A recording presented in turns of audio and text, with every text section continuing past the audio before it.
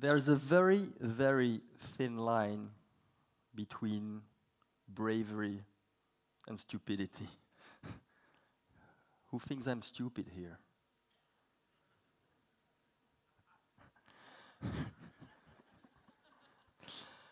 The simple fact that some of us are taking more risks than others, are bolder, has always been a really intriguing question to me. And this is why I started studying high performance psychology. We call this the science of strength. I've always been obsessed, fascinated by the power of the mind and the difference it can make in my environment. It's a high-risk environment, in elite sport, also in a business environment, and basically in life in general. And what we study is very simple. It's not rocket science. We study how to perform better under pressure. We study how to perform when it really matters, how to cope with anxiety, how to cope with stress, negative emotion. In one word, how to be the best version of yourself. And you know, to be the best version of yourself, well, at one point, you have to take some risks. There is no creation, there is no innovation, there is no progression without a little bit of risk-taking. And for me, risk-taking was first of all confronting my fears. I really believe that if you don't confront your fears, well, you will never get to know your deepest self. And there's a huge misconception around people who are taking a lot of risks. It's a huge myth, and I'm going to try to bust this myth. Most of people think that risk takers are fearless, that they don't feel any fear. This is wrong. So these people think that we have some kind of brain issue, that we are superhumans. This is wrong. I feel fear like anyone else. I consider myself to be a very normal human being, and I hope you all feel fear. It's important to feel fear. It makes you aware of the danger. Sometimes I have people coming to me and telling me, hey, I want to do what you do because I don't feel any fear. I'm fearless. I tell them, do something else. You're going to die.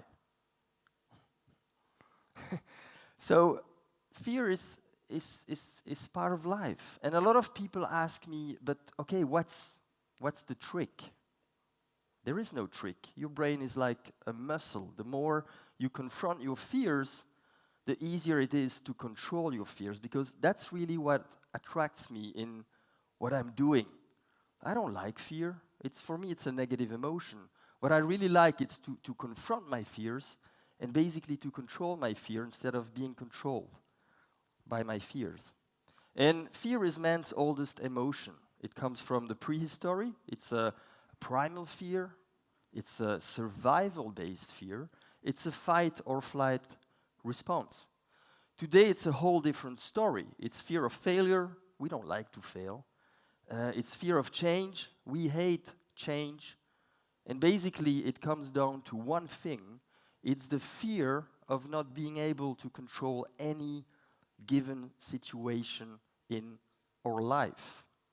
Someone who has the right mindset, who has the right purpose, who is, of course, highly skilled, because you need skills, who has the right preparation, will be able to transform this negative fear into something positive. And basically, that's the point where fear becomes your friend, and you can really use it to boost you and step outside of your comfort zone, because this is really where the magic happens. And a little secret here, and it's an interesting thing, but fear only exists in the past. It's a form of a depression, and even more in the future, and we call this anxiety. But fear doesn't exist in the present moment. When I'm flying, when I'm jumping, when I'm taking huge risks, I don't feel fear. It's too late anyway. Taking risk was also, for me, a way to improve my mental toughness. As a kid, when I was in college, I was involved in competitive sport, and I wasn't really mentally tough. I was not born a risk taker. I was not born a tough guy or a mentally tough guy. I became this because I was open to learn new stuff. And finally, and most importantly, taking risks was a way to live my dreams and chase my dreams. And my dream, when I was a kid, was to fly. I was not the only one. Was to fly like Peter Pan. And I remember telling this to one of my school teachers, and she said, people can't fly. He was right. But in other words, she was telling a little kid to stop dreaming. I didn't stop dreaming. If you give up on your dreams, what's left? So I continued to dream, and after my studies, I left Belgium. I went to the US to become a helicopter pilot. That was my way of flying. So I started flying these really interesting machines, and one day we landed on a small airfield, and some people were skydiving, parachutes. And my instructor, who was flying with me, told me, hey, you want to jump out of an airplane? I said, no way, man. It's not going to happen. Finally, I did it, and for me it was like, this is it. I'm flying my body. More danger, more risks, more speed. That was back in '94, so a while ago. In '95, I started base jumping. That was even a little bit more dangerous. And in '99, I started flying wingsuits, like you've seen in the very beginning. I was one of the first. I was a pioneer. Today, I'm standing here, more than 20 years later, with 11,000 something jumps. So I've been quite busy at it. I'm still very passionate. I'm still looking for progression in my environment. But something that really strikes me after all these years is that in my little high-risk environment, we're still a vast majority of men. I don't see a lot of women. It's changing. The last 5, 10 years, I see a little bit more, but we're still more men than women.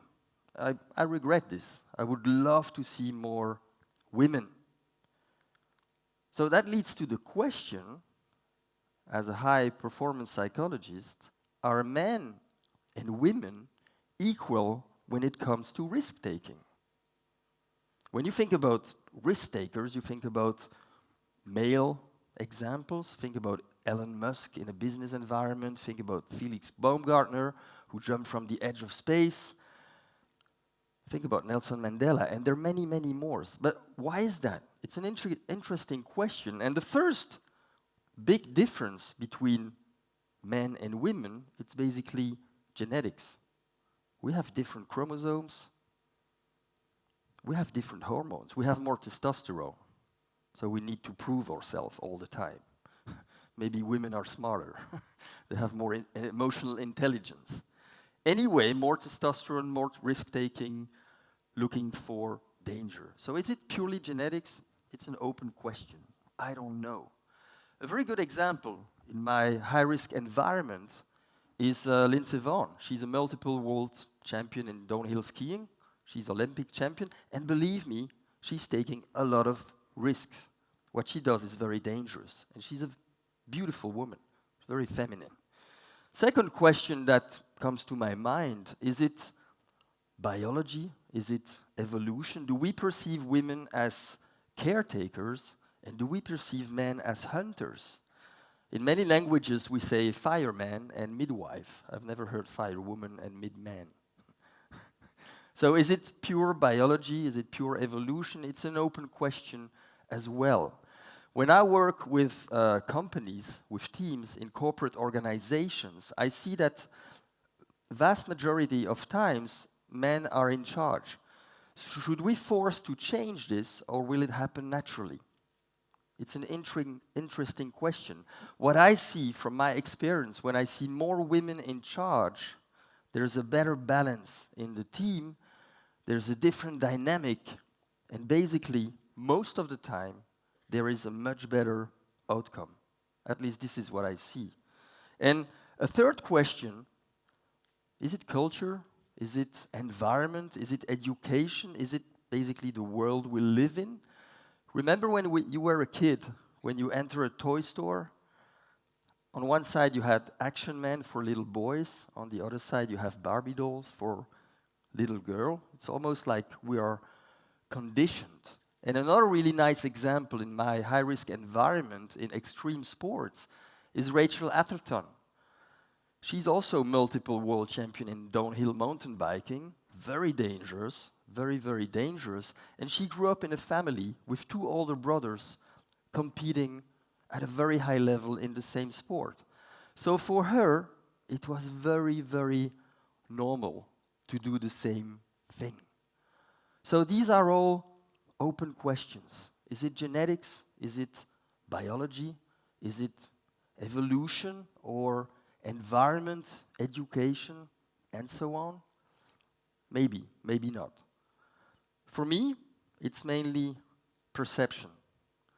Because believe me, when women are committed, when women are skilled, when they're willing to step outside of their comfort zone, when they have the right purpose, when they're driven, they will achieve a lot. They will achieve greatness. And when women succeed, we all win. You won't change genetics, for sure. You won't change biology. You won't change evolution. You can change culture, you can change environment, but it's going to take time. What you can change right now, right here, is your perception. Because once you change the way you see the world, well, you change the world you see. Thank you.